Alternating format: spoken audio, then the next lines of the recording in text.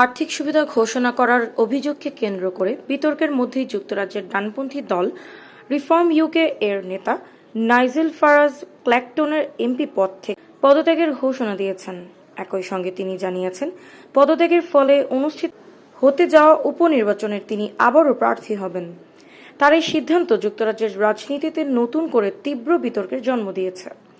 Video বার্তায় ফারাজ বলেন, এটি হবে জনগণ বনাম প্রতিষ্ঠানের উপনির্বাচন। আমার কর্মকাণ্ডের বিচার ক্ল্যাকটনের জনগণই করবেন। তার এই ঘোষণা এমন সময় এলো যখন তিনি আর্থিক সুবিধা যথাযথভাবে সংসদে নিবন্ধন না করার অভিযোগে তদন্তের মুখোমুখি। দীর্ঘদিনের ঘনিষ্ঠ সহযোগী জর্জ কটরেলের কাছ থেকে কর্মী নিরাপত্তা এবং অন্যান্য সুবিধা গ্রহণ করলেও সেগুলো তিনি সংসদীয় নিয়ম অনুযায়ী ঘোষণা করেননি। এছাড়া 2024 সালের শুরুতে রিফর্ম ইউকের অন্যতম দাতা ক্রিসফোটার হারবোনের কাছ থেকে পাওয়া 50 লাখ পাউন্ড ব্যক্তিগত নিরাপত্তা ব্যয়ের অনুদান ও যথাসময়ে নিবন্ধন না করায় তার বিরুদ্ধে প্রশ্ন উঠেছে। তবে সব অভিযোগ প্রত্যাখ্যান করেছেন ফারাজ। তবে তার দাবি, আমি কোনো ভুল করিনি, আমি কোনোভাবেই আইন ভঙ্গ করিনি।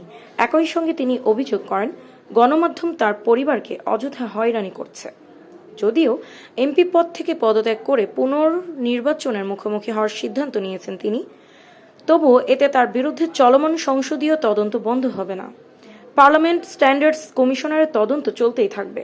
তদন্তে যদি সংসদীয় নিয়ম ভঙ্গের প্রমাণ মেলে এবং দীর্ঘমেয়াদী বরখাস্তের মতো শাস্তি হয়, তাহলে ভবিষ্যতে আবারও ক্ল্যাকটনে উপনির্বাচনের পরিস্থিতি তৈরি হতে পারে।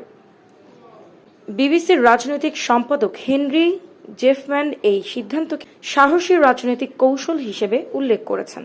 তার মতে, উপনির্বাচনে জয়ী হলেও ফারাজ তদন্ত থেকে রেহাই পাবেন না। ফারাজের পদক্ষেপের কঠোর সমালোচনা করেছেন প্রধানমন্ত্রী কিয়ার স্টারমার। তিনি এটিকে মরিয়া হয়ে করা একটি রাজনৈতিক নাটক বলে অভিহিত করেছেন। অন্যদিকে কনজারভেটিভ পার্টির নেতা কেমি ব্যাডেনও মন্তব্য করেছেন, চাপের মুখে ভেঙে পড়েছেন ফারাজ। এদিকে লেবার পার্টির প্রভাবশালী কয়েকজন নেতা দলীয়ভাবে এই উপনির্বাচন বয়কটের পক্ষে মত দিয়েছেন। তাদের যুক্তি, ফারাজের বিরুদ্ধে তদন্ত শেষ হওয়ার আগে ভোটারদের সামনে যাওয়া উচিত নয়। যদিও এ বিষয়ে দলীয়ভাবে এখনও কোনো চূড়ান্ত সিদ্ধান্ত হয়নি। ফারাজ আরও জানিয়েছেন, উপনির্বাচনের ব্যয় বহনের প্রস্তাব দিয়েছে রিফর্ম ইউকে। তবে যুক্তরাজ্যের নির্বাচনী আইন অনুযায়ী এমন প্রস্তাব গ্রহণ করা সম্ভব হবে কিনা তা এখনও স্পষ্ট নয়। ফারাজের এই পদত্যাগ ও পুনর্নির্বাচনের অংশ নেওয়ার সিদ্ধান্তকে ঘিরে যুক্তরাজ্যের রাজনীতিতে নতুন করে উত্তেজনা তৈরি হয়েছে।